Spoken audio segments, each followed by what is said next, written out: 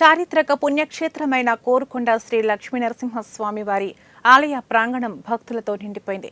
కార్తీక మాసం ముగింపు జరిగిన తర్వాత మార్గశిర మాసం తొలి రోజు కావడంతో విష్ణు ఆలయమైన స్వామివారి ఆలయానికి పెద్ద సంఖ్యలో భక్తులు చేరుకుని స్వామివారికి దర్శించి అన్నదాన ప్రసాదాన్ని స్వీకరించారు.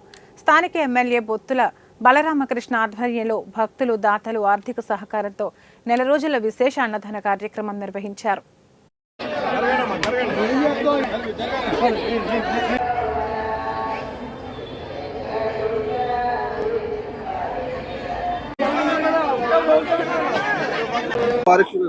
అందరికీ నమస్కారం. నా పేరు తన్నీర్ తాతాజీ, మాది శ్రీరంగపట్నం గ్రామం, జనసేన పార్టీ. ఈ రోజున మన శ్రీ లక్ష్మీ నరసింహస్వామి టెంపుల్ వెలిచి దాదాపుగా ఒక 1800 సంవత్సరాల నుంచి ఇక్కడ ఈ కార్యక్రమాలు అనేక కార్యక్రమాలు చేయడం జరుగుతుంది.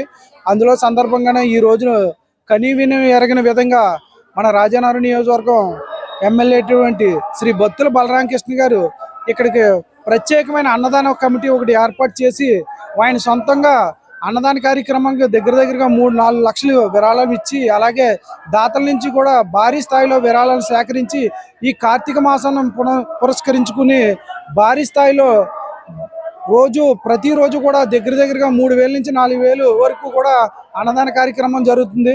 భక్తులు భారీ స్థాయిలో ఈ లక్ష్మీ నరసింహస్వామి గుడికి వచ్చి ఆ స్వామివారిని దర్శించుకుని ఈ తీర్థ ప్రసాదాలు తీసుకోవడం జరిగింది. అలాగే అన్నదానంతో పాటు నిత్యం కూడా మన లక్ష్మీ నరసింహస్వామి